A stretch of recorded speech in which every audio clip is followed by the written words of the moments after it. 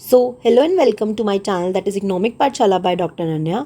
जैसे कि आप सबको पता है that we are studying econometrics. हमने इकोनोमेट्रिक्स स्टार्ट कर रखी है एंड इकोनोमेट्रिक्स में हम पढ़ने वाले हैं दैट इज़ गॉस मार्कव थ्योरम हम पढ़ रहे थे, जिसका पार्ट 1 ऑलरेडी मेरे चैनल पर अपलोडेड है। पार्ट 1 अगर आपने पढ़ लिया है, जिसमें हमने दो चीज़ों के बारे में बात की थी, that what is a linear estimator and what is unbiased estimator. तो लीनियर एस्टिमेटर मैंने आपको बताया था which is nothing but a linear combination of actual observation, और अनबाइज्ड एस्टिमेटर वो एस्टिमेटर होता है जिसकी एक्सपेक्टेड वैल्यू जो है वो उसकी एक्चुअल वैल्यू के बराबर हो। ठीक है, तो ये हम ऑलरेडी पढ़ चुके हैं अपने प्रीवियस लेक्चर में। ये मैं आपको अपने नोट्स की कॉपी दिखा रही हूँ। अगर आपको क्लियर और एक डिफाइंड वे चाहिए तो आप इसकी स्क्रीनशॉट ले सकते हैं। फिर इसके बाद हमने पढ़ा था एफिशिएंसी के बारे में। एफिशिएंसी क्या होती है, तो हमने पढ़ा था कि जितने भी लीनियर और अनबाइज्ड पैरामीटर्स हैं उनमें से वो पैरामीटर या वो एस्टिमेटर जिसका मिनिमम वेरिएंस होगा उसी को हम बोलेंगे एफिशिएंट। और हमने कल क्या करा था, मैंने कहा था आपको एफिशिएंसी में आपको दो चीज़ें करनी है, दैट इज़ आपको वेरिएंस याद रखना है कि कैसे निकालना है, एंड सेकेंड स्टेप जो था वो अब हमें प्रूव करना है, that is the estimator we are talking about have the minimum variance. Variance निकाल लिया था, अब मिनिमम वेरिएंस हमें प्रूव करना है। ठीक है, तो आई होप आपने यहाँ तक जो पार्ट है यहाँ तक मैं आपको ऑलरेडी करा चुकी हूँ। अब हम स्टार्ट करेंगे टू प्रूव वाले पार्ट से, दैट इज़ हमें मिनिमम जो वेरिएंस शो करना है उससे हम स्टार्ट करते हैं। ठीक है, ओके। तो कल हमने variance of beta two cap निकाल लिया था जो कि इसके बराबर था। अब हमें प्रूव करना है अबाउट द एफिशिएंसी। तो देखो, जब भी हमें किसी एक को अच्छा प्रूव करना है तो हमें उसका क्या करना पड़ता है, कंपैरिजन करना पड़ता है। अगर मान लीजिए आपकी क्लास में दो बच्चे हैं, से ए और बी, तो मैं ये तभी कह पाऊंगी कि ए बेटर है बी से जब हम क्या कर रहे होंगे, दो चीज़ों को कंपेयर कर रहे होंगे, राइट। तो इसी तरीके से जब हमें प्रूव करना है कि बीटा टू कैप जो है हमारा एस्टिमेटर बेटर है, तो हम क्या करेंगे, एक और एस्टिमेटर लेंगे जो किसका जुड़वा भाई होगा। कंपैरिजन हमेशा किस में होता है, सिमिलर चीज़ों में होता है। तो ये सिमिलर होगा तभी तो आप इसके साथ कंपेयर कर पाएंगे, राइट। तो बीटा टू डबल कैप जो है हम क्या कर रहे हैं, अब हम अज्यूम करके चलेंगे कि हम एक और एस्टिमेटर ले रहे हैं जिसका नाम है beta two double cap. Double cap मतलब यहाँ पे मैंने दो हैट्स लगा दिए, आप इसको कुछ और लेना चाहे तो कुछ और नाम भी ले सकते हैं। तो हम क्या लेंगे कि हमने एक एस्टिमेटर लिया है which is equals to sigma CI WI। तो देखो, कल जो हमने किया था, कल हमने क्या किया था, WI YI लिया था बीटा टू कैप, ये हमने लिया था। तो इसी के जैसा होगा तभी तो आप कंपेयर कर पाओगे, मैंने अभी आपको बोला। तो हमने क्या किया है, हमने एज्यूम कर लिया कि वाई आई तो सेम ही है, एक्चुअल ऑब्जर्वेशंस, यहाँ पे डब्ल्यू आई था और यहाँ पर हमने क्या ले लिया, सी आई ले लिया। ठीक है, वेयर जहाँ पर जो सी आई है वो किसके बराबर है बच्चे, W I plus D I के, W I plus D I के। ठीक है, और जो एस्टिमेटर होगा, ये जो सी आई जो है यानी बीटा टू जो एस्टिमेटर है, ये हम मान के चल रहे हैं कि ये लीनियर भी है और अनबाइज्ड भी है। ऐसा क्यों ले रहे हैं, ये हमने एज्यूम किया है, ये बात आपको याद रखनी है। ऐसा हमने क्यों किया है, क्योंकि देखो, मैंने अगर आपको डेफिनेशन कल पढ़ाई थी एफिशिएंसी की, तो आपको याद होगा हमने कहा था out of all the linear and unbiased parameters the one having the minimum variance is called to be efficient. ठीक है, तो इस बात का आपको ध्यान रखना है। Okay, beta two double cap जो है वो हम मान के चल रहे हैं कि वो लीनियर भी है और अनबाइज्ड भी है, ये हमने रीज़न बता दिया। तो अब आपको दिखाना पड़ेगा कि लीनियर कैसे है। तो देखो, लीनियर के लिए हमने कल क्या किया था, beta two double cap which is equals to summation CI YI। आपको समेशन खोलना है, मैंने कल ही बताया कैसे खोलना है, C1Y1 C2Y2 till CN YN। ठीक है, ये चीज़ है। अब ये हो गया लीनियर है। देखो, एक्चुअल ऑब्जर्वेशंस का क्या है, लीनियर कॉम्बिनेशन है, यही चीज़ कल पढ़ाई थी, तो लीनियरिटी इसकी प्रूव हो गई। अब हम बात करते हैं अनबाइसनेस की।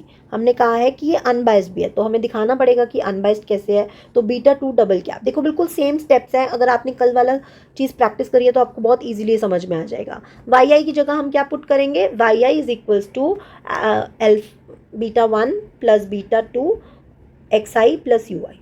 ठीक है, ये आप लिख लो, beta one plus beta two X I plus U I.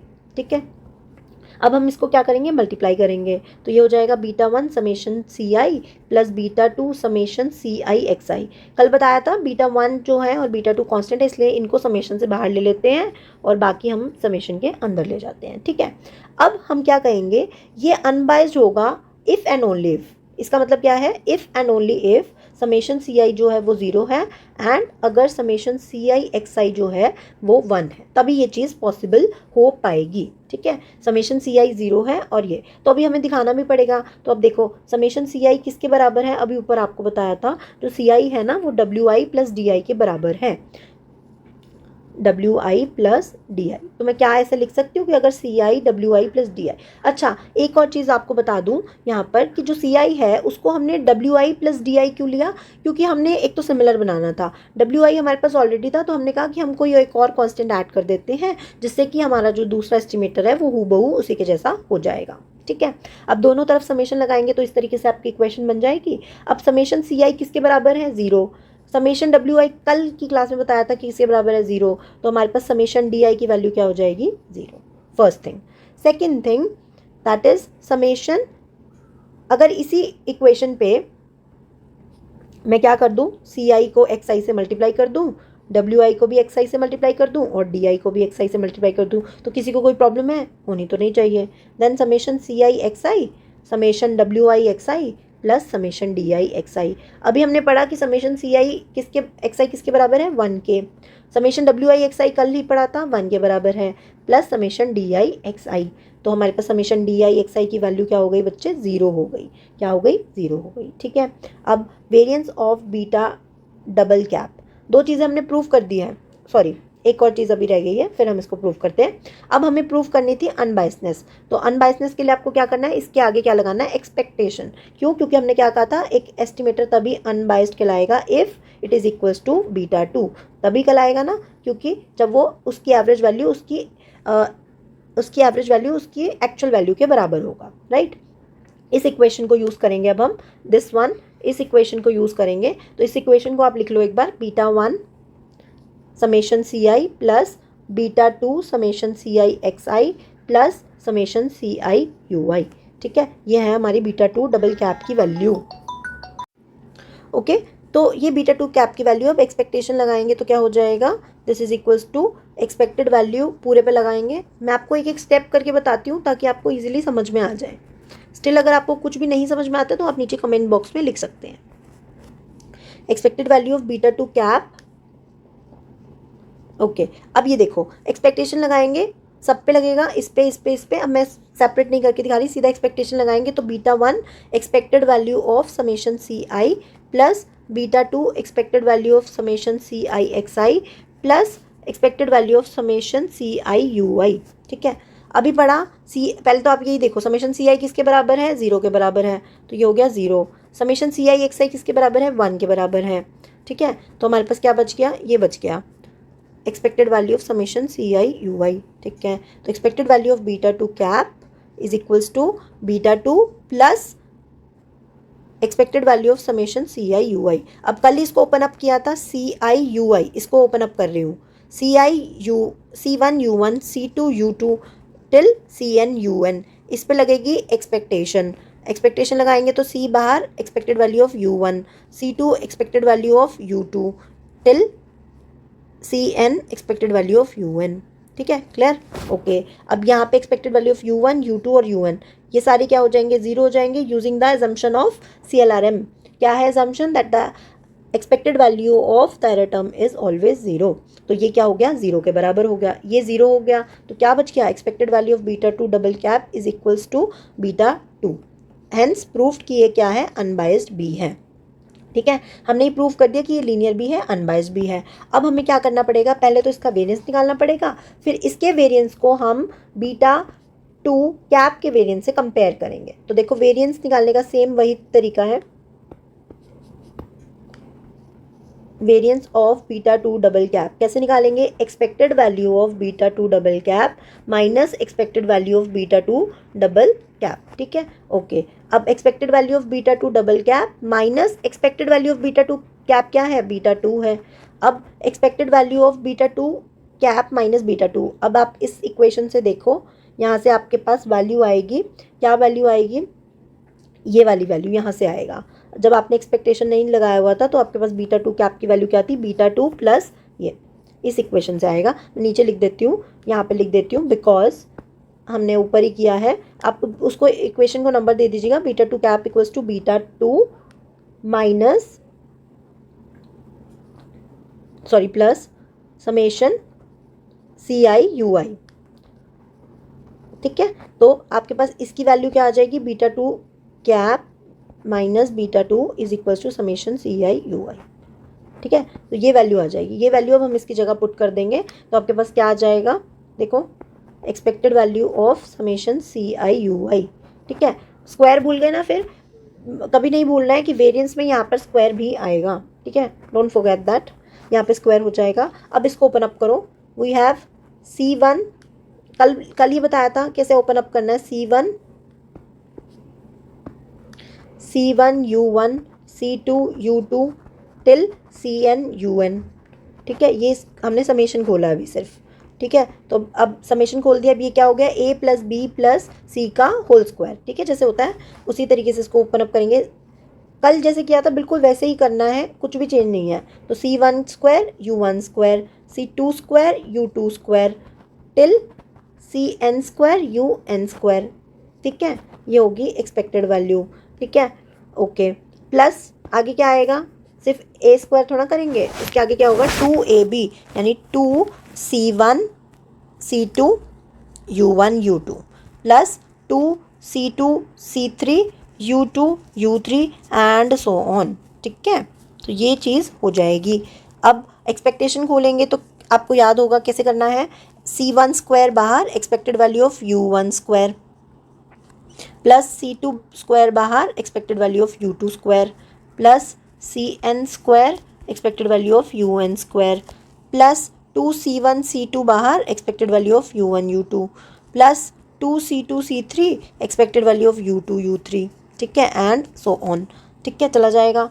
अब हमने कल ही पढ़ा था, कल आप देखेंगे लास्ट लेक्चर में तो हमने पढ़ा था that the variance of UI that is expected value of UI square which is equals to sigma square using the assumption of homoscedasticity, बिल्कुल सही है, and covariance between the two error terms. ठीक है, UI UJ, और जिसको हम क्या लिख सकते हैं, expected value of UI UJ। मैं दोबारा नहीं लिख के बता रही हूँ, ये आप कल से ही देखेंगे, वो 0 के बराबर है। इन्हीं चीज़ों को यूज़ करते हुए अब हमें क्या करना है, इसको पुट करना है। तो variance of beta two cap double cap क्या हो जाएगा, variance of beta two double cap जो है वो किसके बराबर हो जाएगा। अब यहाँ पर आपने क्या करना है, इसको डिफ्रेंशिएट करने के लिए आप नीचे सिग्मा यू स्क्वायर भी कर सकते हो, तो यहाँ पे आप लिख दोगे C1 square sigma u square. क्यों, क्योंकि ये वेरिएंस है, ये भी वेरिएंस है, ये भी वेरिएंस है, plus C2 square sigma u square plus CN square sigma u square plus ये क्या हो जाएगा, ये ज़ीरो ये ज़ीरो, ये भी ज़ीरो ये भी ज़ीरो, तो ये ज़ीरो ओवरऑल क्या हो जाएगा, 0 बन जाएगा। तो हमारे पास वेरिएंस क्या हो जाएगा, that is sigma u square common ले लूँ, अंदर क्या बच गया, C1 square C2 square till CN square, और इसी को हम लिख सकते हैं समेशन CI का स्क्वायर। ठीक है, कोई प्रॉब्लम है, नहीं होनी चाहिए। अब हमें इसकी वैल्यू चाहिए समेशन CI स्क्वायर की। तो देखो अब इसकी वैल्यू कैसे निकालनी है, सबसे पहले आपको यही करना है। इसको मैं थोड़ा कलर चेंज करती हूँ ताकि आपको समझ में आए। समेशन CI स्क्वायर, ठीक है, तो आपको ये याद रखना है कि CI किसके बराबर था, WI प्लस DI के। तो अगर समेशन और स्क्वायर कर दूँ तो समेशन WI स्क्वायर, नहीं इसको मैं आपको ऐसे नहीं करती हूँ, पहले मैं बता देती हूँ, कोई बात नहीं। स्क्वायर अगर आप समेशन करेंगे और स्क्वायरिंग बोथ साइड करेंगे तो समेशन CI स्क्वायर, यहाँ पे समेशन करेंगे और स्क्वायरिंग बोथ साइड करेंगे तो ऐसे हो जाएगा summation CI square equals to summation WI square DI square plus 2WI DI। ये क्या है, this is nothing but A plus b का whole square, A square B square plus 2AB। ठीक है, अब आप कह सकते हैं summation CI square is equal to summation WI square summation DI square plus 2 summation WI DI। 2 क्या एक कांस्टेंट टर्म है, इसलिए मैंने इसको पहले ही क्या कर लिया, बाहर ले लिया। अब हमें इसकी वैल्यू चाहिए समेशन WI DI, इसको ब्रैकेट में करना, इसकी वैल्यू क्या होगी, दैट इज समेशन WI की वैल्यू क्या थी कल, XI अपॉन समेशन XI का स्क्वायर अपॉन DI। आपको याद होगा बिल्कुल स्टार्टिंग में जब हमने किया था कि हमने जो बीटा टू था बीटा टू कैप, उसकी वैल्यू आई थी हमारे पास summation XI YI upon summation XI square. इसकी जगह पर हमने लिख दिया था क्या, वही WI लिखा था, तो इसलिए हमारे पास ये आ गया था। तो उसी से ही हमने यहाँ पे ड्राइव किया, सिर्फ आपको याद दिला रही हूँ। उसके बाद क्या होगा, अब इस समेशन स्मॉल XI को क्या लिख सकते हैं, बड़ा XI minus X bar into D, ठीक है, कोई दिक्कत नहीं है, समेशन एक्स आई स्क्वायर। अब क्या करेंगे, इसको ओपन अप करेंगे तो बच्चे summation x I D I minus x bar summation D I upon summation x I square upon summation x I square. कुछ नहीं किया, बस इसको मल्टीप्लाई कर दिया इसके साथ भी और इसके साथ भी एंड ओपन अप कर दिया। तो summation x I D I जो है वो किसके बराबर है, वो 0 के बराबर है। कैसे है 0 के बराबर, ये देखो अभी हमने यहाँ पर प्रूव करा था इस चीज़ को। See here summation D I x आई 0 और समेशन डी आई भी क्या है, 0 है। इसी का यूज़ करते हुए हमने यहाँ पे कह दिया है कि समेशन डी आई एक्स आई 0 है, तो 0 upon something is equals to 0 minus x bar summation D i किसके बराबर, 0 के बराबर। तो ये भी 0 और ये भी 0, तो ओवरऑल क्या हो गया हमारे पास, आंसर क्या हो गया, 0 हो गया। तो ये हो गया 0, ठीक है। तो दैट्स वाई इसकी वैल्यू क्या हो गई हमारे पास, इसकी वैल्यू आ गई 0। अब यहीं से आगे चलते हैं, तो हमारे पास क्या बच गया, summation C i square is equals to summation W i square plus summation D i square, ठीक है। अब समेशन सी आई स्क्वायर किसके बराबर है, समेशन सी आई स्क्वायर जो है summation W i square, summation W i square का कल ही बताया था लास्ट लेक्चर में, क्या आ रही थी वैल्यू, ये वैल्यू आ रही थी उसकी, right, plus summation D i square. अब आपका क्वेश्चन ये होना चाहिए, ये आ गई हमारे पास समेशन सी आई स्क्वायर की वैल्यू। ये इस वैल्यू को हम पुट करेंगे कहाँ पर, कहाँ पुट करेंगे, वेरिएंस में, यहाँ पर पुट करेंगे, ठीक है। क्यों, क्योंकि हमने ये निकाला है किसके लिए, इसी के लिए तो निकाला था ये सारी वैल्यू। तो variance of beta two double cap is equals to किसके बराबर हो गया, variance of beta two cap is equals to that is summation C i square into sigma u square, ठीक है। आप यू लिखना चाहते हैं तो लिख भी सकते हैं, नहीं लिखना चाहते तो नहीं भी लिख सकते, कोई ऐसी दिक्कत वाली बात नहीं है। बस हमने थोड़ा डिफ्रेंशिएट करने के लिए पहले वाली चीज़ से उसको एक यू वाला टर्म दे दिया, ठीक है, इंटू सिग्मा यू स्क्वायर। तो जब मल्टीप्लाई करेंगे तो क्या हो जाएगा,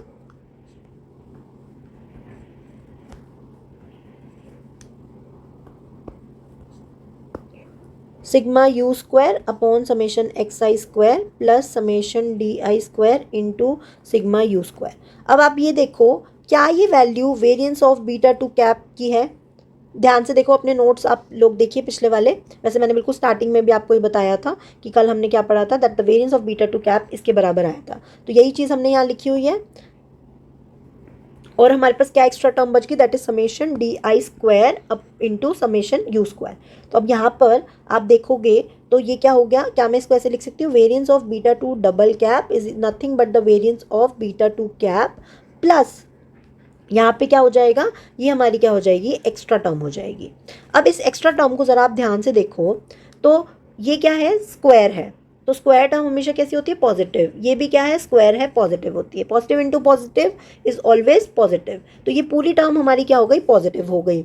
अब अगर वेरिएंस बीटा टू कैप में, बीटा टू डबल कैप में आप वेरिएंस बीटा टू प्लस कुछ एक्स्ट्रा और पॉजिटिव ऐड कर रहे हो, चाहे आप 0.1 भी कर रहे हो, तो क्या ये वैल्यू बड़ी होगी। जैसे मान लो अगर ये 5 है, variance of beta two cap 5 है और इसमें अगर मैं 0.1 ऐड करती हूँ तो क्या ये 5.1 बन जाएगा। तो वेरिएंस बीटा टू का वेरिएंस जो है वो 5 है, इसका 5.1 है। इसका क्या मतलब हुआ, इसका सीधा साधा बच्चे ये मतलब है कि हमारा जो वेरिएंस था ऑफ बीटा टू कैप, ठीक है, दो लिए थे ना, बीटा टू कैप और बीटा टू डबल कैप, तो आप देख रहे हो कि वेरिएंस ऑफ बीटा टू क्या है, मिनिमम है। यही चीज़ हमको प्रूफ करनी थी। बस आपको ये लिखना है कि this is a positive term और फिर हम कह सकते हैं that the variance of beta two cap is minimum. Hence we can say that जो ओएलएस एस्टिमेटर से हमारे पास पैरामीटर की वैल्यू निकल के आती है वो क्या होती है, उसका मिनिमम वेरिएंस होता है। ओके एक लास्ट पॉइंट जो मेरे को आपको और बताना है, दैट इज ब्लू प्रॉपर्टीज में आपने देखा था, हमने लीनियर पढ़ लिया, हमने अनबाइस्ड पढ़ लिया और अब आज हमने एफिशिएंट भी प्रूव कर दिया। हमने ये भी कह दिया कि ये एफिशिएंट है। तो ऐसा कोई भी पैरामीटर जो लीनियर भी हो, अनबाइस्ड भी हो, एफिशिएंट भी हो, उसको हम कहते हैं, क्या कहते हैं, उसको हम कहते हैं बेस्ट। और इसी से वो बनी है full form, that is best linear unbiased estimator. That's why B से क्या हो गया, best. B is best linear unbiased estimator. That's why इसका नाम क्या पड़ा है, ब्लू प्रॉपर्टीज पड़ा है। आई होप आपको आज का लेक्चर समझ में आ गया होगा। If you like it then और अगर आपको कोई भी प्रॉब्लम है तो प्लीज़ मुझे बताइए, I will reply that in the comment box, या फिर नेक्स्ट क्लास में मैं उसको सॉल्व करने की पूरी कोशिश करूँगी। Thank you.